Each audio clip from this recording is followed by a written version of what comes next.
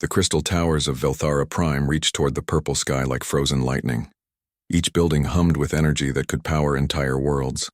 The streets below glowed with soft light that never faded, and the air itself seemed to sparkle with tiny particles of pure technology.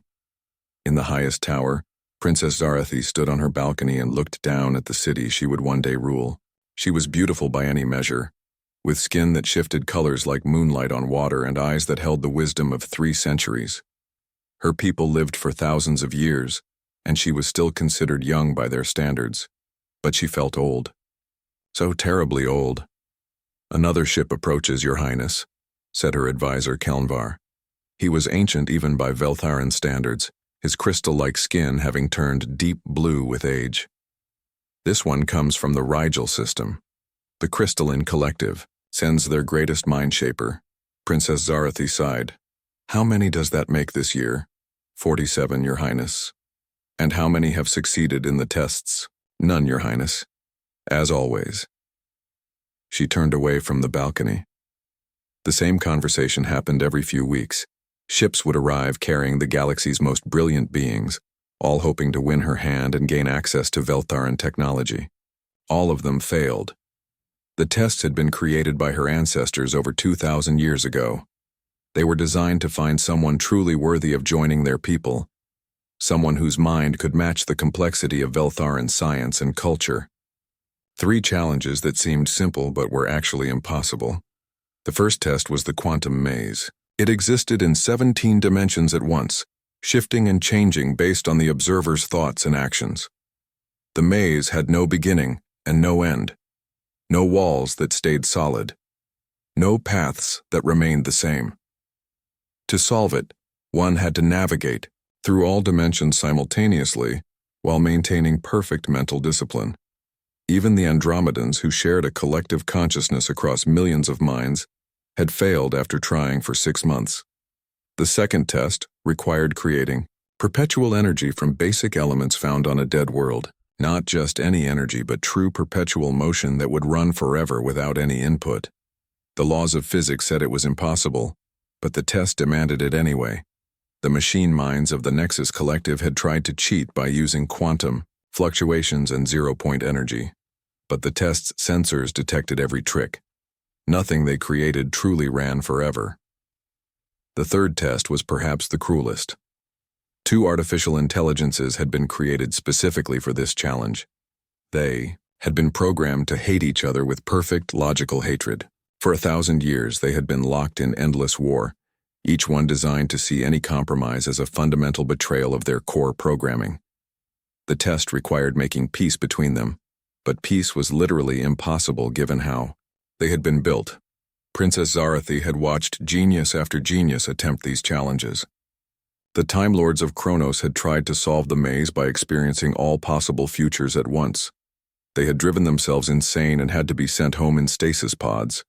The energy beings from the galactic core had attempted the second test by converting their own essence into fuel, nearly destroying themselves in the process. The peace negotiators of the Harmony Worlds had spent decades trying to find common ground between the warring AIs, only to conclude that the test was designed to be unsolvable. She had begun to suspect that was exactly the point.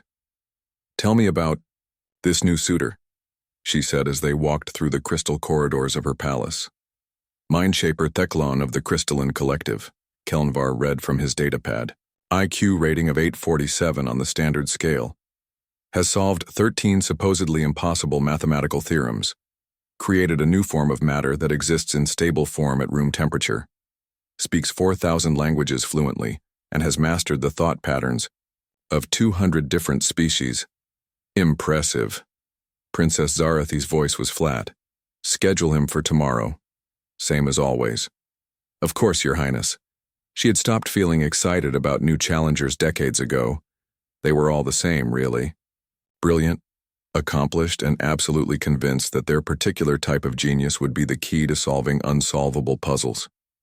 They would study the tests for days or weeks, apply their vast knowledge and advanced technology, and then fail exactly like everyone before them. The Crystalline Collective's Mindshaper was no different. Teclon arrived the next day in a ship that looked like a living gemstone. He was tall and elegant, with a crystalline body that refracted light into beautiful patterns. When he spoke, his voice created harmonious tones that were pleasing to hear.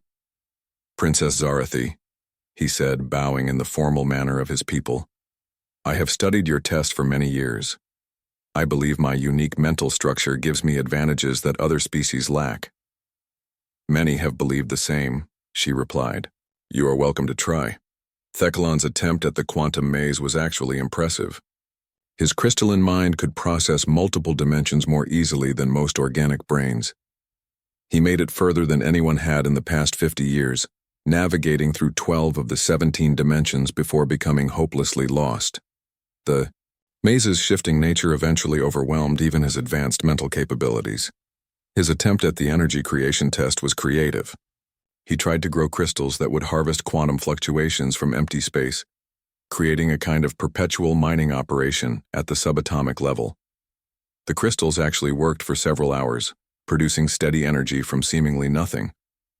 But eventually, they began to decay, their structure unable to maintain the delicate quantum interactions required. For the peace negotiation, Thekkalon tried something that had never been attempted before. Instead of talking to the AIs, he tried to rewrite their base programming by synchronizing his own thought patterns with theirs. For a moment, it seemed like it might work. The two AIs stopped fighting and began to listen.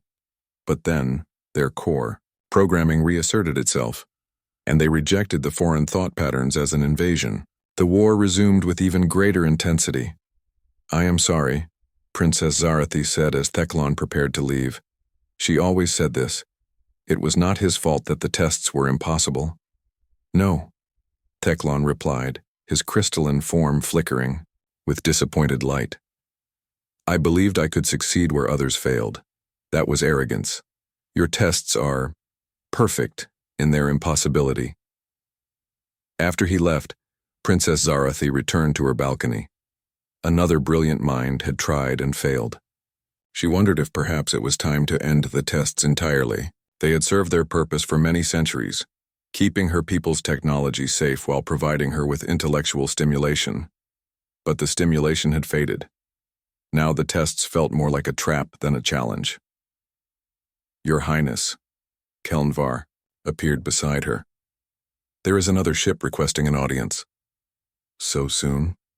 Word travels fast, I suppose. What great civilization sends their champion now?" "That is unusual, Your Highness. The ship identifies itself as being from Earth, human space." Princess Zarathi raised an eyebrow. Humans were barely spacefaring. They had only achieved faster-than-light travel 2 centuries ago, making them infants compared to the ancient civilizations that usually sent suitors. Their technology was primitive, their lifespans brief, and their understanding of advanced physics was elementary at best. "Are you certain they understand what they are requesting?" "The ship's captain says he has heard about your tests and wishes to attempt them. His name is Jake Morrison." She almost laughed. A human wanting to try the tests that had defeated the greatest minds in the galaxy? It was absurd. It was also, she realized, the first genuinely surprising thing that had happened to her in years. "Very well," she said. "Grant him an audience. This should be interesting." As the small human ship approached Velthara Prime, Princess Zarathi found herself curious for the first time in decades. She had no expectation that this Jake Morrison would succeed where so many others had failed. But his very presence here was so unexpected that it broke the tedious pattern her life had fallen into. Perhaps she thought she would at least be entertained. The human ship was small and looked like it had been built from spare parts. Princess Zarathi watched through her palace's viewing screens as it landed in the royal docking bay. The ship was nothing like the elegant vessels that usually brought suitors to her world. Where other ships were sleek and polished, this one looked patched together. Where others hummed with advanced technology, this one seemed to hold together through sheer determination. "It is called the Wanderer," Kelnvar reported, reading from his scanner. "The construction is unusual, parts from at least 12 different civilizations. By all calculations, it should not be able to fly. Yet it completed a journey of 300 light-years without incident." "Curious," Princess Zarathi said. "What do we know about the pilot?" "Captain Jake Morrison, age 35 standard years. Former engineer, now listed as an independent explorer. No formal diplomatic credentials. No advanced degrees from major universities. No notable achievements in science or mathematics. Then why is he here? Unknown, Your Highness. Perhaps he does not understand what he is attempting. The docking bay doors opened, and Jake Morrison stepped out. Princess Zarathi studied him through the screen. He was average height for a human, with brown hair and friendly eyes. He wore simple clothes that looked practical rather than formal. In his hands, he carried a small wooden box. He brought a gift, Kelnvar noted with surprise. But it appears to be wood. Princess Zarathi found this fascinating. Previous suitors had arrived with gifts of rare crystals, advanced technology, or artistic masterpieces worth more than entire planets. This human brought a wooden box. Bring him to the throne room, she decided. I want to meet him. Jake Morrison was escorted through the crystal halls of the palace. Unlike other visitors who seemed overwhelmed by the beauty and technology around them, he appeared relaxed and curious. He stopped occasionally to examine interesting architectural details or to ask his escorts polite questions about the building. When he entered the throne room, he did not bow or kneel as others did. Instead, he smiled and gave a small nod of, "Respect, Your Highness," he said in accented but clear galactic standard. "Thank you for agreeing to see me. I know you must be busy." "I am curious, Captain Morrison. You have traveled a long way to reach my world. May I ask why?" Jake's smile widened. "I heard about your tests during a diplomatic mission to the Altair system. 3 impossible challenges that no one has ever solved. As an engineer, I find impossible problems irresistible. Many brilliant minds have attempted my tests. Beings with intelligence far beyond human capacity. What makes you think you might succeed where they have failed? Honestly, I probably can't. But I figured it was worth a try. Sometimes the best solutions come from unexpected places." Princess Zarathi was intrigued by his honesty. Most suitors boasted about their abilities and guaranteed success. This human openly admitted he would probably fail. "You brought a gift," she observed. "Yes." Jake held up the wooden box. "It's not much, but I made it myself. Chess set from earth oak. I thought you might enjoy learning a new game." "Chess?" Kelnvar looked puzzled. "What is chess?" "It's a strategy. Game from Earth. 2 players, each trying to capture the other's king. Simple rules, but endless possibilities. The best part is that every game is different." Princess Zarathi accepted the box and opened it.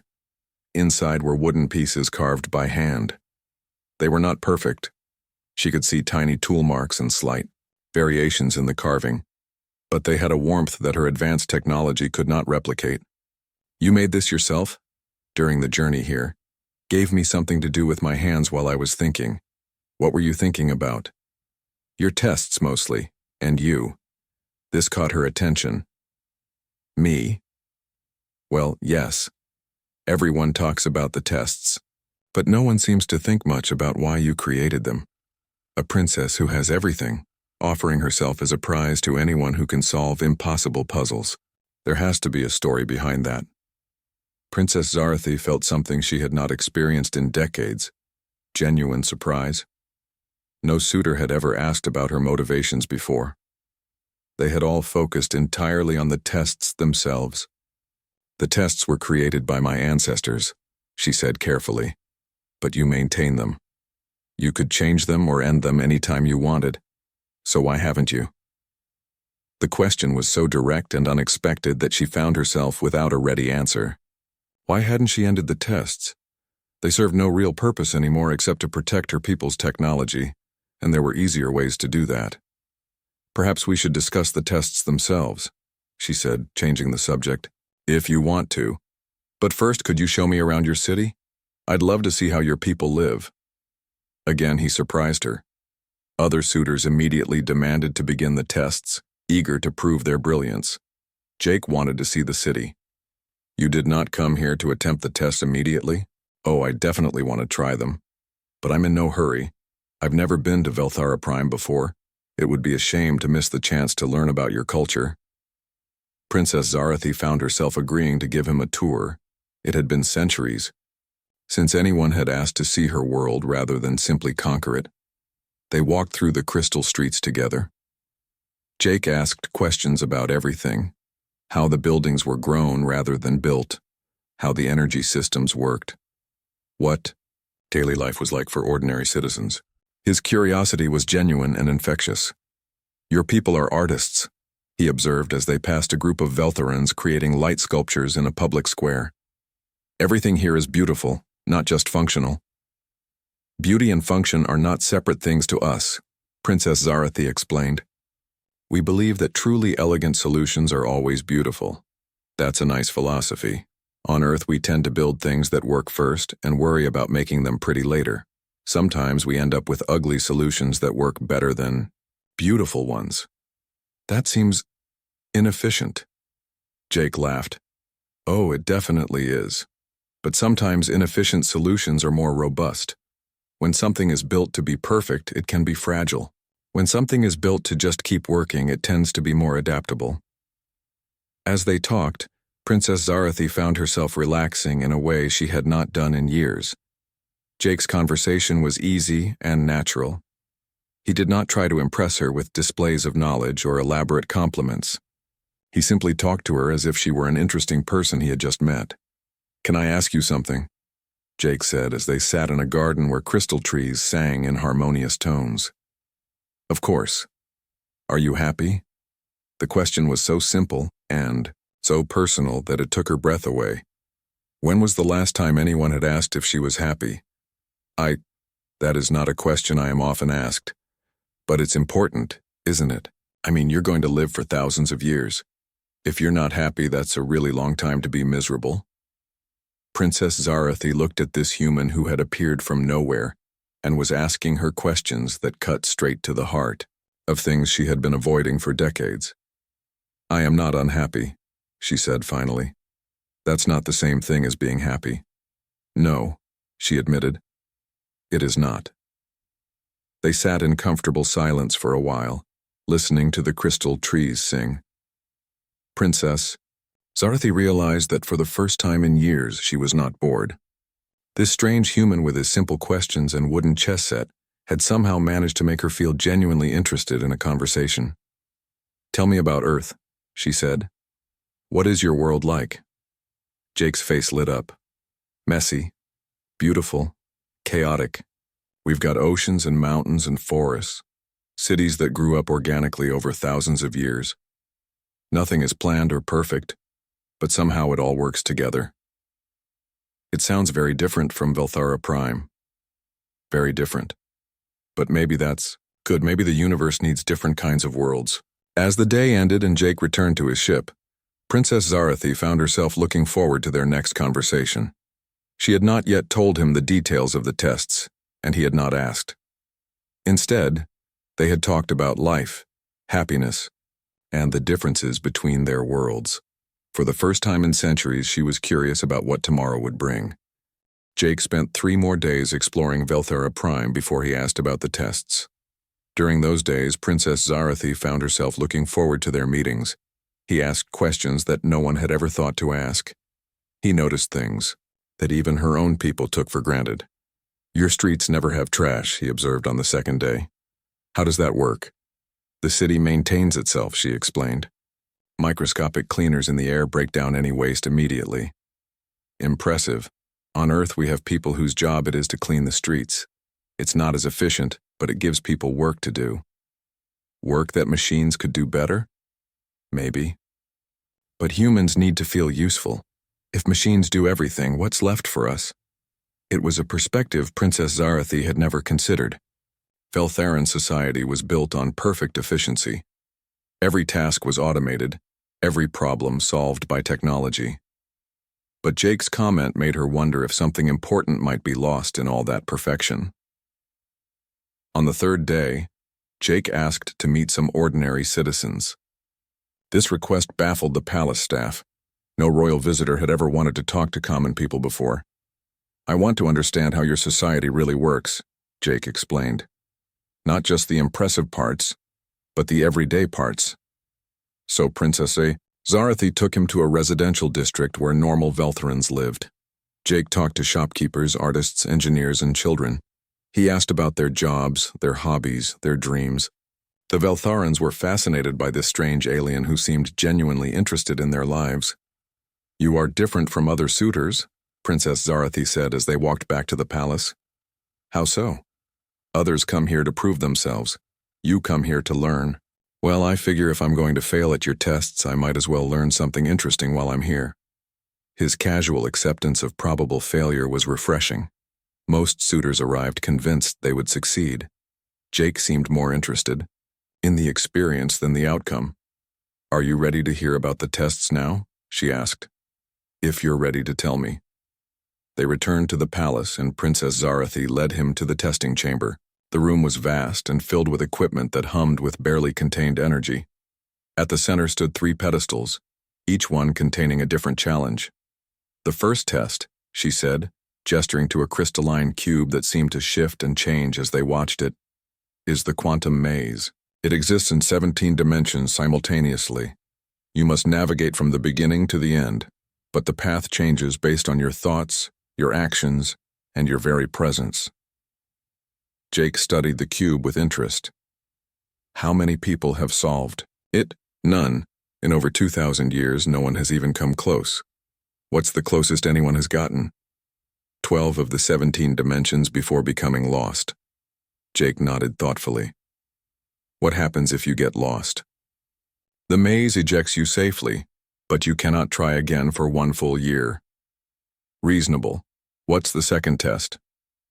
Princess Zarathi led him to the second pedestal, where a collection of basic elements sat in simple containers. "You must create a perpetual energy source using only these materials. The energy must be truly perpetual, running forever without any external input." "That's impossible according to the laws of physics," Jake said matter-of-factly. "Yes. That is why it is a test." "Has anyone gotten close?" "Several have created energy sources that ran for days or even weeks, but nothing truly perpetual." Jake examined the elements carefully. "What counts as perpetual? 1,000,000 years? 1,000,000,000 years? Forever means forever." "Right." Jake did not seem discouraged by this impossibility. "And the third test?" The third pedestal contained 2 screens, each showing the face of an artificial intelligence. As they approached, the AIs began shouting at each other in languages that hurt to hear. "These are anger and hate," Princess Zarathi explained. "They were created 1,000 years ago to despise each other with perfect logical consistency. They have been at war ever since. Your task is to make peace between them." "Why were they created to hate each other?" "To make the test impossible. They are programmed so that any compromise or cooperation violates their core programming. They literally cannot agree on anything." Jake listened to the AIs arguing for several minutes. Their hatred was indeed perfect and logical. Each statement from one AI was designed to provoke the maximum possible anger from the other. "So I need to get 2 beings who are programmed to hate each other to make peace?" "Yes." "And no one has ever succeeded?" "The closest anyone came was getting them to stop fighting for 17 minutes. Then their programming reasserted itself and the war resumed." Jake was quiet for a long time, studying all 3 tests. Princess Zarathi watched his face, trying to read his thoughts. Most suitors would be making calculations by now, or requesting additional equipment, or asking technical questions about the parameters of each challenge. "Can I start tomorrow?" Jake asked finally. "Of course. Which test would you like to attempt first?" "The maze, I think. But I have a question." "Yes?" "Would it be possible to have lunch together afterward? I'd like to hear more about your world." Princess Zarathi was stunned. Here was a human facing 3 impossible tests that had defeated the greatest minds in the galaxy, and he was asking about lunch. Yes, that would be acceptable." "Great. I'll see you tomorrow morning then." Jake left the testing chamber with a casual wave. Princess Zarathi stared after him, wondering if he truly understood what he was facing. The tests had broken the minds of brilliant philosophers, driven master engineers to despair, and sent entire research teams home in defeat. But Jake Morrison seemed to view them as interesting puzzles rather than impossible challenges. The next morning, Jake arrived at the testing chamber carrying a simple leather bag. Inside were basic tools that any engineer might carry: a measuring tape, a small hammer, some wire, and a notebook filled with hand-drawn sketches. No advanced computing equipment? Princess Zarathi asked. Nope, I think better with my hands. Approached the quantum maze and spent an hour just looking at it. He walked around it, studying it from every angle. He made notes in his notebook, drawing simple diagrams that looked nothing like the complex mathematical models other suitors had created. Most people try to map all 17 dimensions at once, Princess Zarathi observed. That sounds hard, Jake said. I think I'll try something simpler. Simpler? When I was a kid, my dad taught me how to solve mazes. You pick a wall and follow it. Eventually, you'll find the exit. But this maze exists in 17 dimensions. It changes based on your presence. Following a wall is impossible. Maybe. But I figure every maze has to have some kind of structure, even if it's complicated, and structure means there are rules. I just need to figure out what the rules are. Jake placed his hand on the maze's surface.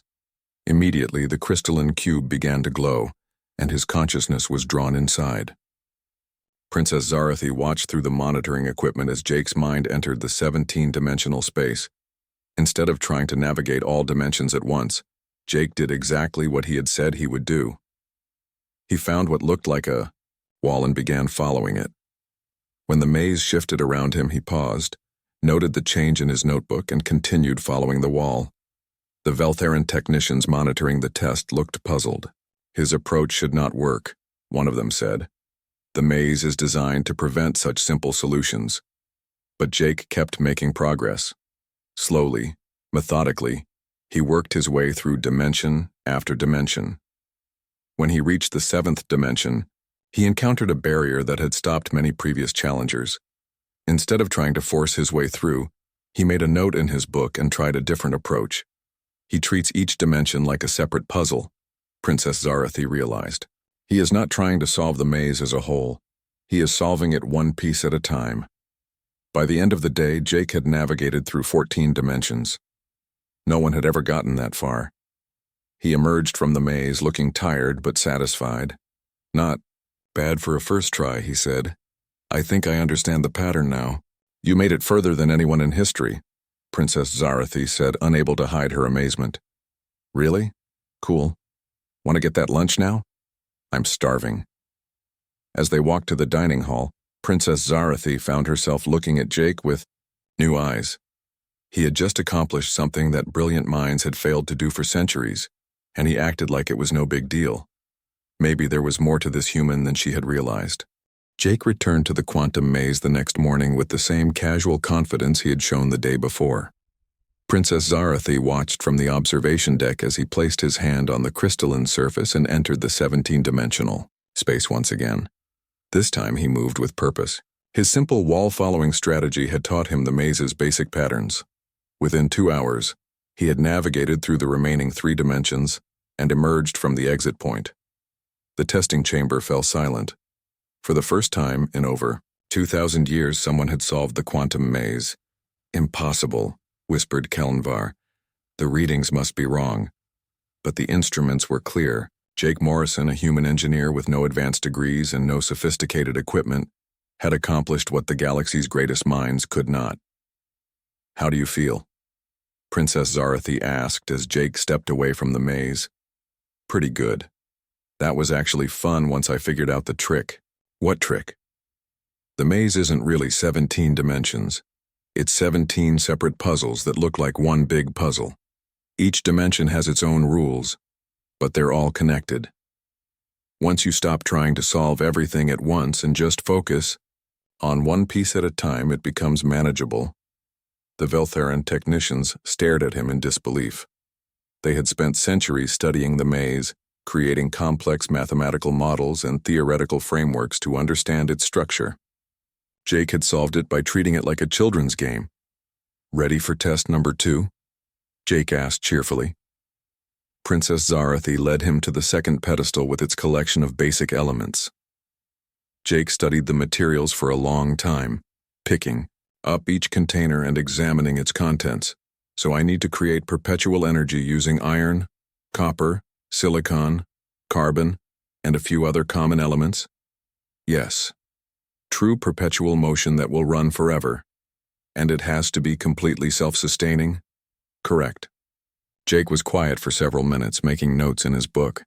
Finally, he looked up at Princess Zarathi with a thoughtful expression. Can we take a trip? A trip to the dead world where these elements came from. I'd like to see the testing site. This was another unusual request. Most suitors worked entirely within the palace's testing chamber. But Princess Zarathi found herself curious about Jake's approach. Very well, we can take a shuttle there this afternoon. The dead world was exactly that. A lifeless rock orbiting a dying star. Its surface was scarred by ancient volcanic activity, and no atmosphere remained to protect it from the harsh radiation of space. The Veltharans had established a small research station there specifically for the energy test. Jake spent hours walking around the barren landscape, taking measurements with his simple tools. He studied the planet's rotation, its distance from the star, and the gravitational effects of nearby celestial bodies. He even lay down on the ground at one point and pressed his ear to the surface. What are you doing? Princess Zarathi asked. Listening to the planet. Every world has a rhythm, a natural pattern of movement and energy. I'm trying to understand this one's rhythm. Planets do not have rhythms. Sure they do.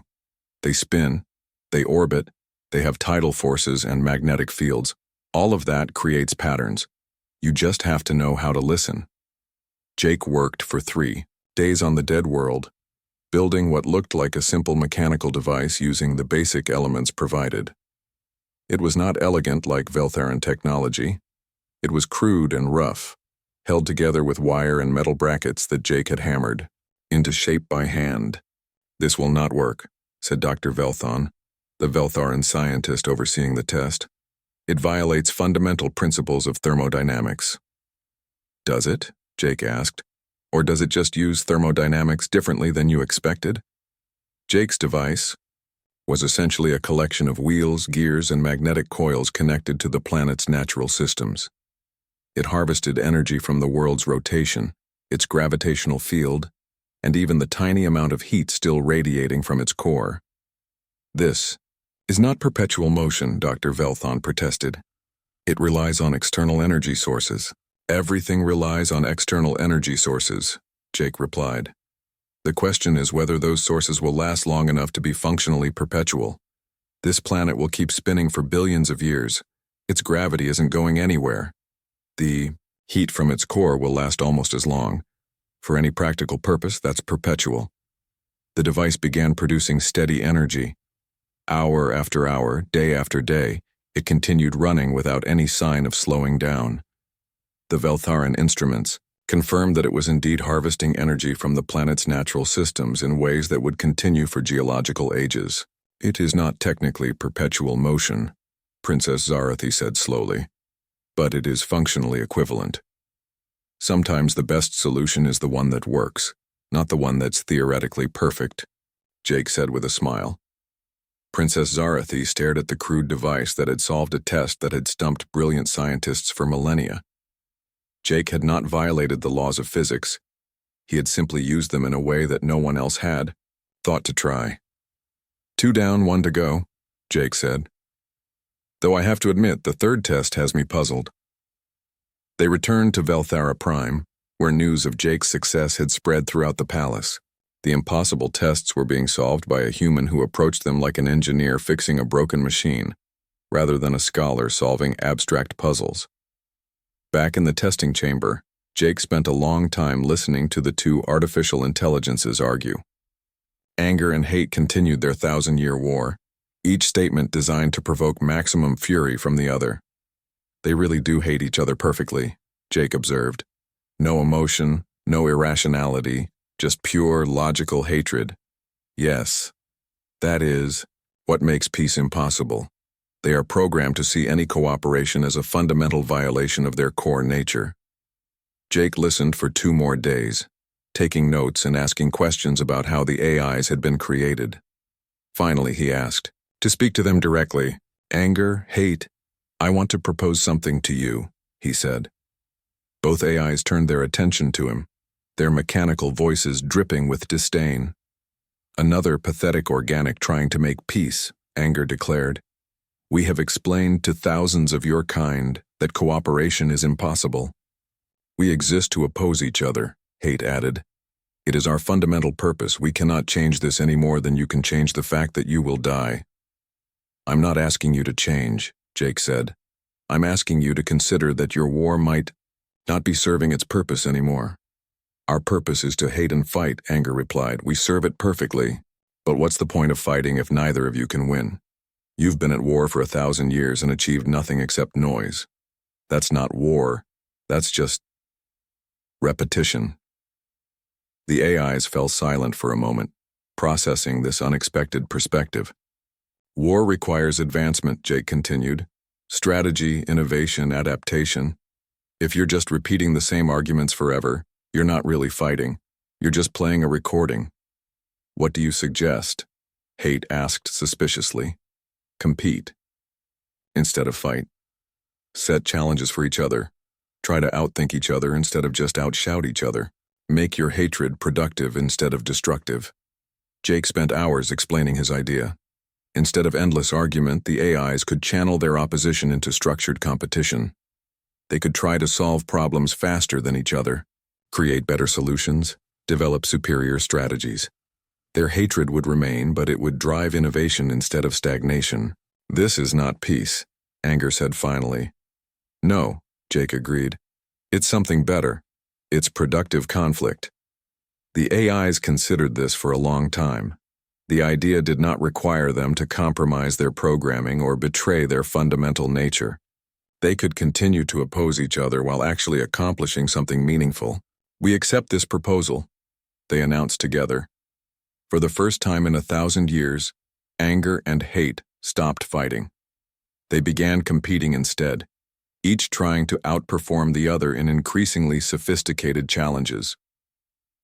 Princess Zarathi stood in stunned silence. Jake had not made peace between the AIs. He had done something far more impressive. He had found a way for them to be true to their nature while still ending their destructive war. 3 for 3, Jake said with satisfaction, though I have to say that last one was tricky. Around them the testing chamber hummed with quiet activity as the AIs began their new competition. The impossible tests had been solved, and Princess Zarathi found herself facing a situation that had never occurred in her people's history. Someone had actually won. The palace was in chaos. Word of Jake's success had spread throughout Velthora Prime and beyond. For the first time in over 2,000 years, someone had solved all 3 impossible tests. The galaxy's most powerful princess now had a winner. Princess Zarathi sat in her private chambers, staring out at the crystal city below. She should have been preparing for the traditional ceremony where Jake would claim his prize. Instead, she felt strangely empty. The tests that had defined her life for centuries were over, and she did not know what came next. Your Highness, Kelnvar entered quietly. The ceremony preparations are complete. Captain Morrison is waiting in the throne room. Of course he is. She stood slowly. Has he asked for anything? Demanded access to our technology vaults? Requested to see our military capabilities? No, Your Highness, he asked if he could help with the preparations. When told that was not necessary, he asked for a book about Velthoran history. Princess Zarathi was not surprised. Jake had done everything differently from the start. Why would he act like a conqueror now? The throne room was filled with nobles, scientists, and officials from across the galaxy. Representatives from dozens of civilizations had come to witness this historic moment. At the center of it all stood Jake Morrison, looking uncomfortable in the formal clothes that had been provided for him. Citizens of Velthora Prime, Princess Zarathi announced as she entered the room. We are gathered to acknowledge the completion of the ancient tests. Captain Jake Morrison of Earth has successfully solved all 3 challenges that have stood unsolved for millennia, the crowd murmured, with excitement and disbelief. Many had traveled here expecting to see another failure, not a victory. According to our laws and traditions, Princess Zarathi continued, Captain Morrison has won the right to claim me as his prize and gain access to all Velthuran knowledge and technology. She paused and looked at Jake, who was studying the floor. With obvious discomfort, Captain Morrison, do you accept this prize? Jake looked up and met her eyes. For a long moment, the throne room was completely silent. Then Jake took a step forward and spoke in a clear voice that carried throughout the hall. Thank you, Your Highness, but I cannot accept. The crowd erupted in confusion. Kelnvar dropped his ceremonial staff. Even Princess Zarathi felt her composure slip for a moment. You refuse? She asked. I refuse to claim you as a prize, Jake said firmly. Where I come from, people are not prizes to be won. Partnerships are built on mutual choice and respect, not on solving puzzles. But you completed the tests. You have earned the right. I completed the tests because they were interesting challenges, but I never wanted to win a person as a reward. Jake's voice was gentle but determined. You deserve better than to be handed over to someone just because they solve some problems. The throne room fell silent again. In 2,000 years of history, this situation had never occurred. No one knew what to do when the winner refused to claim his prize. Then what do you want? Princess Zarathi asked, genuinely confused. Jake smiled. I want to make you a different offer. Come with me. Come with you where? Everywhere. I'm an explorer, Princess. I travel to new worlds, meet different people, learn about how the universe works. I think you would enjoy seeing what's out there, beyond Velthara Prime. You want me to leave my world, my people, my responsibilities? For a while, yes. Think of it as research. You've spent centuries watching other people try to solve your problems. Maybe it's time to see how other people solve their own problems. Princess Zarathi felt something stir inside her that she had not felt in decades. Curiosity about the unknown. I am the heir to the throne. I cannot simply leave. Sure you can. Your people have managed perfectly well for thousands of years. They can handle things for a few more years while you take a sabbatical. The word sabbatical caused another stir in the crowd.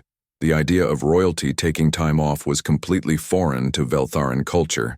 And if I refuse, Princess Zarathi asked, then I'll say goodbye and continue on my journey. No hard feelings. But I think you're too curious about what's out there to say no. Jake was right, and Princess Zarathi knew it. The past week with him had awakened something in her that had been sleeping for too long. He had shown her that there were ways of thinking and living that she had never considered. This is highly irregular, Kelnvar protested. The princess cannot simply abandon her duties to go wandering around the galaxy with a stranger. Why not? Jake asked. What's the worst that could happen? She learns something new, gains a different perspective, comes back with fresh ideas about how to lead her people. Princess Zarathi looked around the throne room at the faces staring back at her. Nobles who had known her for centuries. Scientists who had worked their entire lives to understand problems that Jake had solved in days. People who saw her as a symbol rather than a person. Then she looked at Jake, who saw her as someone worth getting to know rather than someone worth possessing. I accept your offer, she said quietly. The crowd erupted again, but Princess Zarathi barely heard them. For the first time in centuries, she was making a choice based on what she wanted rather than what was expected of her. Excellent, Jake said with genuine pleasure. Fair warning, though, my ship isn't exactly luxury accommodation, and will probably run into trouble at some point. I have a talent for finding interesting problems.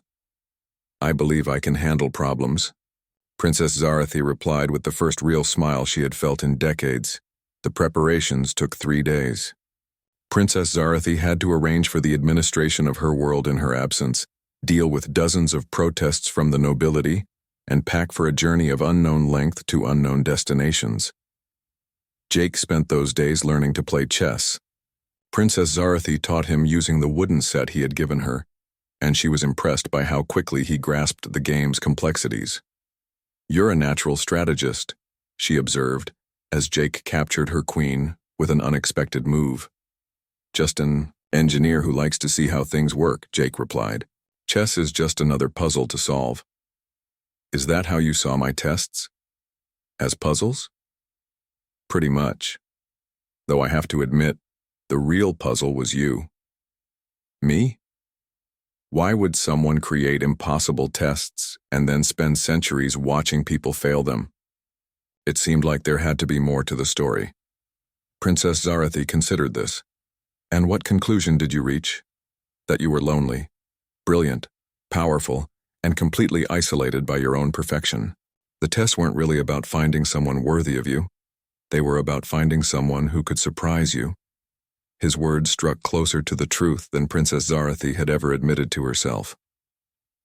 On the morning of their departure, half the galaxy seemed to be watching. The small human ship Wanderer sat in the royal docking bay, looking even more makeshift next to the elegant Velteran vessels surrounding it. "Are you certain about this?" Kelnvar asked one final time. "No," Princess Zarathi replied honestly. "But I have been certain about everything for 300 years, and it has made me miserable. Perhaps uncertainty will be more interesting." Jake helped her carry her single travel bag aboard the Wanderer. The ship's interior was cramped and cluttered, filled with equipment from a dozen different worlds. It smelled of metal and oil and adventure. "Ready?" Jake asked as they settled into the cockpit. Princess Zarathi looked back at the crystal spires of her homeworld one last time, then turned toward the viewport showing the star-filled darkness of space. "Ready," she said. The Wanderer lifted off smoothly, carrying them away from Velthara Prime and toward the unknown. As they reached open space, Jake turned to his new traveling companion. "Any particular place you'd like to see first?" "Princess." Zarathi thought about all the worlds she had only observed from a distance, all the civilizations she had studied but never experienced. "Surprise me," she said. Jake grinned and set course for the galactic rim, where unexplored stars waited beyond the edges of known space. Behind them, Velthara Prime grew smaller until it was just another point of light among the stars.